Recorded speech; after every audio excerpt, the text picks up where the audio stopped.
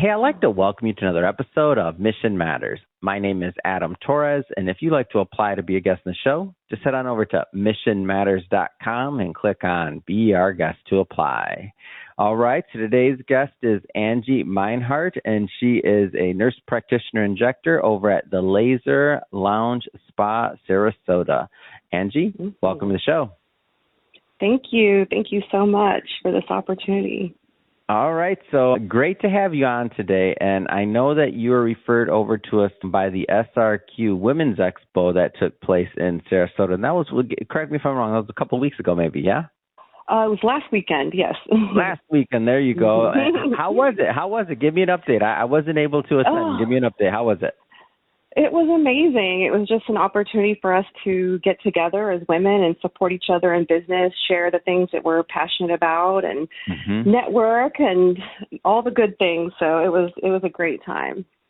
Oh, that's amazing. I wish I could have gone, and I'm actually heading out to Florida next week, and I'm like, oh, man, and Florida keeps drawing me. I don't know, Angie. No. Yeah. So I guess just to kind of get us started here, what drew you into this business? And even just the concept of like beauty and aesthetics, like what drew you into helping other women? So I was one of those kids that just always loved beauty, loved playing in makeup, loved skincare things from the time that I was very, very young. So it was just one of those things that really brought me joy and happiness. And when I started, so I've been a nurse for 24 years and decided that I would go back and get my nurse practitioner license about 16 years ago. And then when I did a dermatology rotation and saw that there was a field, an emerging field called aesthetics, where they were doing injectables and just doing things that could support women and men as well, but women, and make us feel more beautiful, support us in that way. I was just like mesmerized. I was like, oh my gosh, that's what I want to do. So my first ever position, I worked for a plastic surgeon in North Carolina, and at the time, injectables was kind of a smaller piece of the practice, and over time it's just gotten bigger and bigger and bigger. So yeah, just one of those kind of artistic expressions for me, and just based on a real love of beauty and aesthetics and adornment and all of those things. Why do you feel this is so important for women to express themselves in that way, for those that choose to? Why do you feel that's important?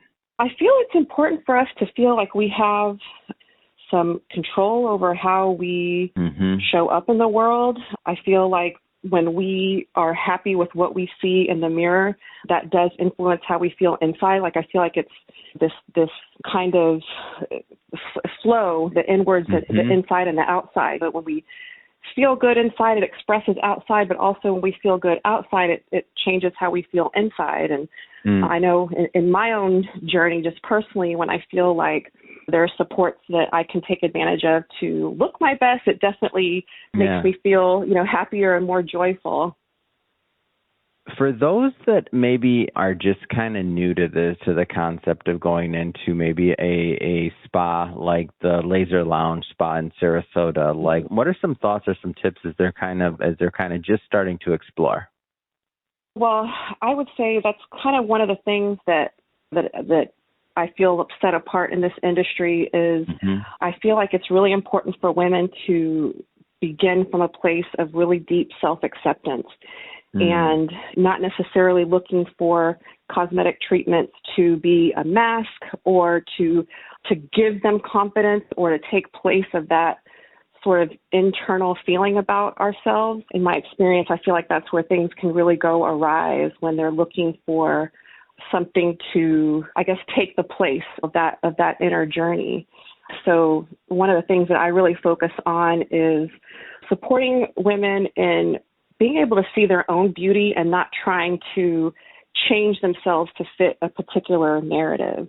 That's one of the things that I have found as a woman, is that we are highly influenced by the stories that we're told, the narratives, the things that we tell ourselves about what it means to be beautiful.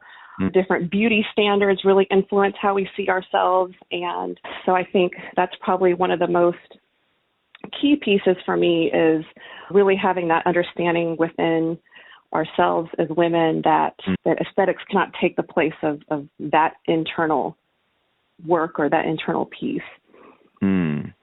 Yeah, I feel that's very helpful because when we think about, like, let's just say some of the views around whether someone shouldn't, if they like it aesthetically, like that's again individual preference, but that concept of taking care of the whole self, I mean that's universal, right? Like everybody should be thinking about that, in my opinion, women and men, right? I mean, just in general, like everything that you said, it resonates with me too, right? Specifically for maybe some of the women that are interested in also getting cosmetic and injectable treatments, like what are some tips that you could offer if someone's interested in doing that? I think so.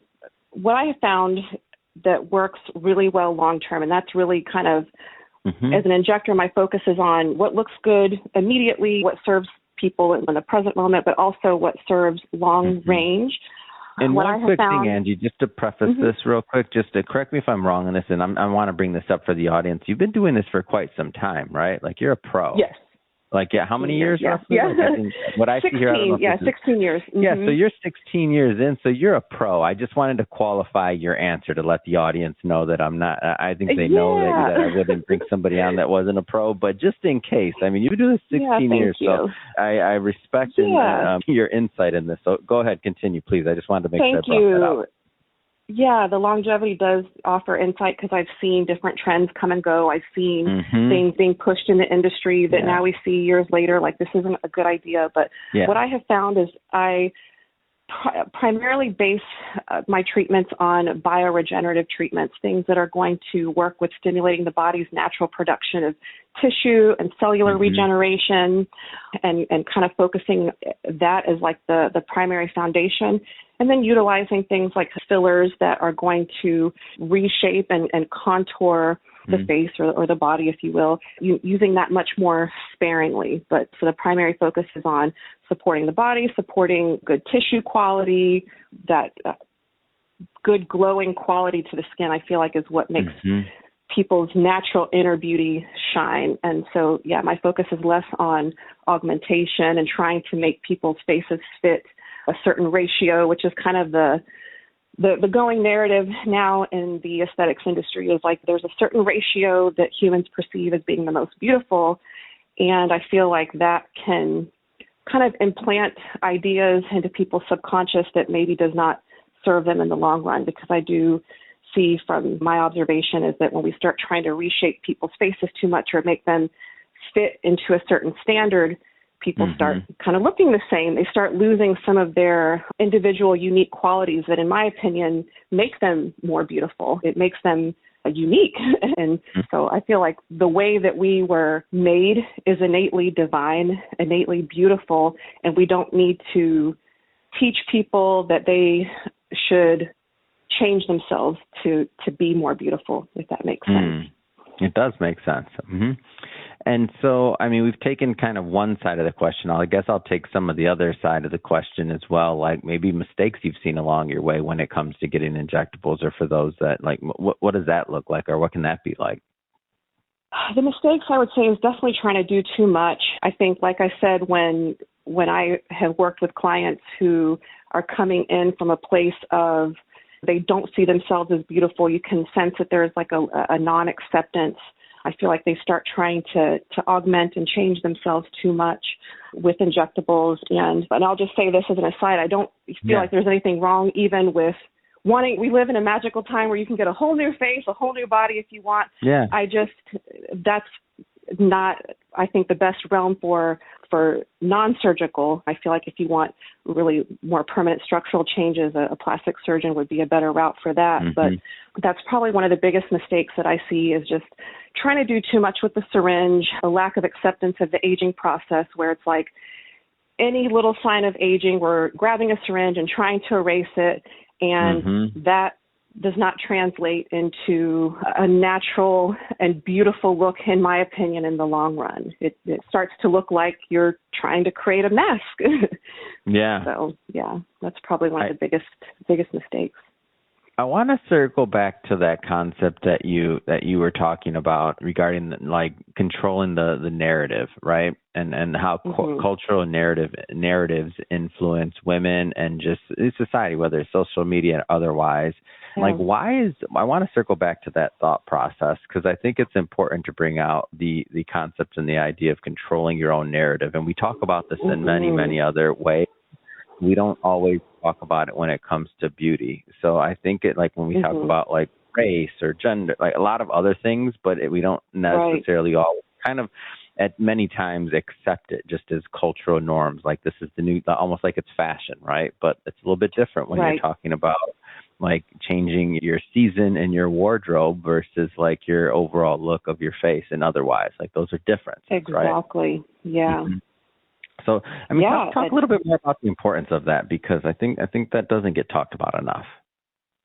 Yeah, I mean, I feel like I've had the experience in my own life of just living and really coming to understand how the stories that we tell ourselves about who we are as women and what we expect to see in the world, like how much that influences the lives that we create. I think you had sent me a recording to someone that you had interviewed, David Meltzer, and he was saying how humans we're like a walking bag of beliefs, and that's so true. So isn't that a great way to say it? He's so good. Walking bag of beliefs. Walking bag of beliefs, and we live in a time where we are just so influenced by the narrative and the stories and I hate to say it, but I feel like our economy and our culture is so based on selling through pain points and stuff like that. So it's like we're constantly touching on those pain points. And my observation is that I can see that I feel like there's sometimes a play on women's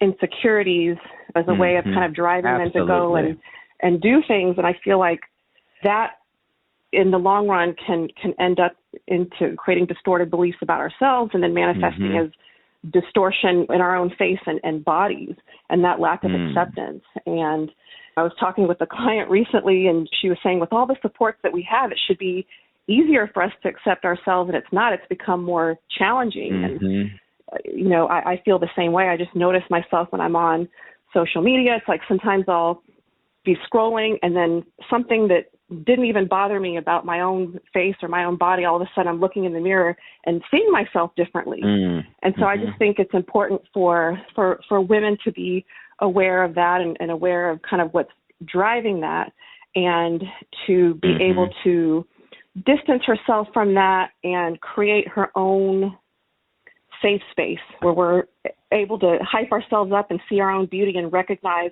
and kind of see through the veil of what's going on. It's like some of these things are meant, I think, to, like I said, influence our spending and press on a pain point. So it's like if you have that awareness and that you've got your own back and you can be in your own corner no matter what, and be able to see your own beauty, it's going to change how you spend. It's going to change how you see yourself and the types of beauty treatments and things of that nature that you'll be inspired to get for yourself has been my experience and what I see.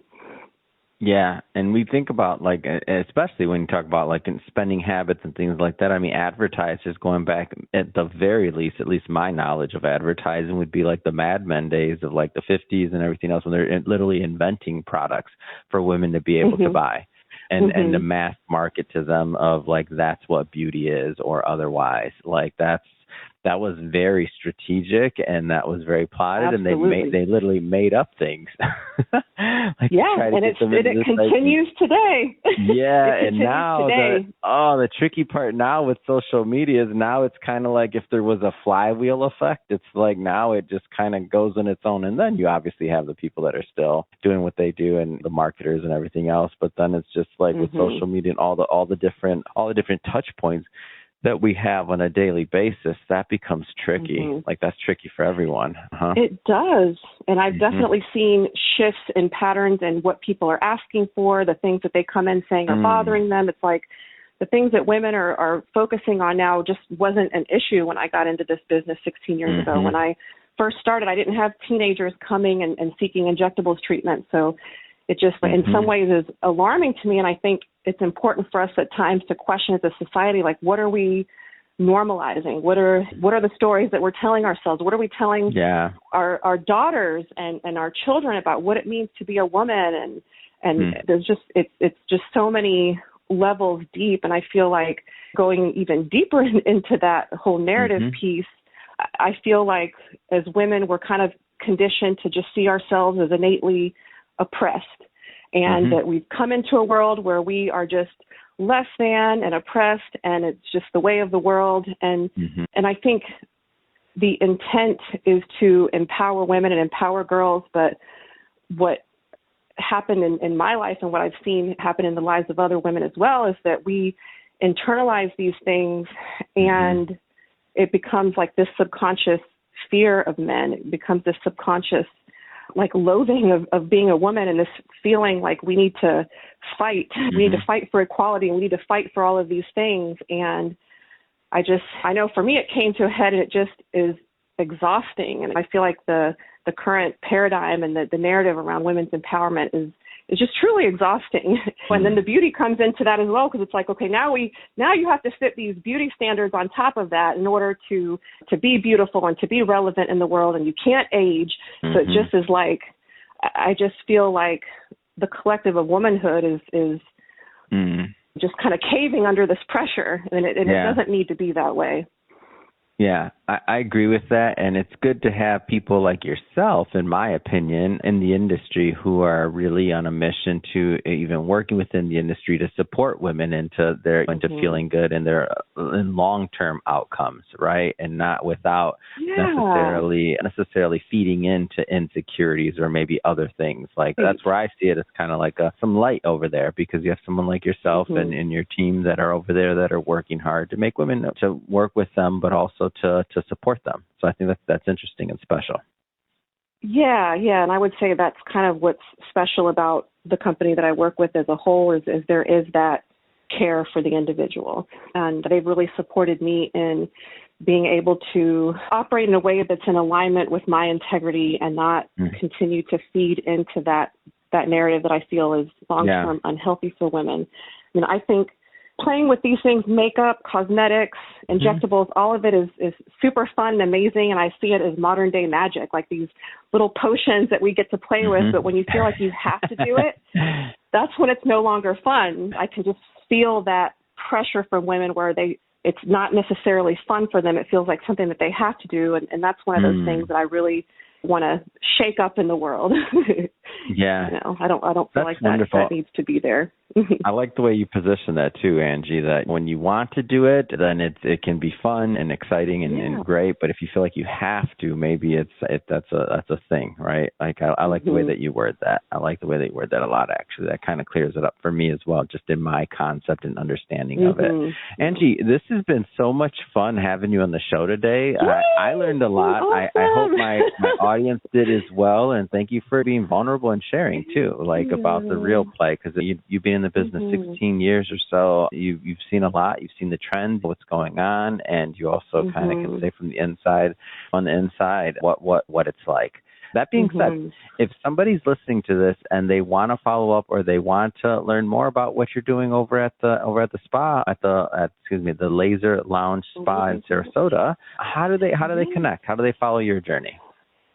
So the easiest way probably would be to follow me on Instagram. I am at Injector Angie, so just all one thing.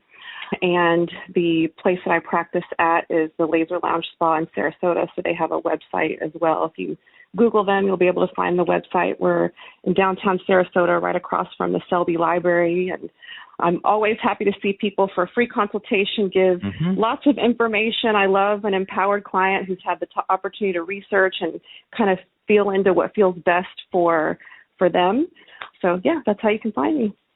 Amazing. And for everybody listening, we'll put the links in the website so that you can just head right on over. And speaking of the audience, if this is your first time with Mission Matters and you haven't done it yet, hit that subscribe or follow button. This is a daily show. Each and every day we're bringing on new guests, new ideas, new thought leaders, and hopefully new things that are going to inspire you in your life and along the way in your journey. So again, hit that subscribe or follow button. And Angie, again, thank you so much for coming on. I had a lot of fun. Thank you. I did too. Thank you so much. This was so wonderful, and I'm really grateful to have had a platform to share my love for the beauty industry.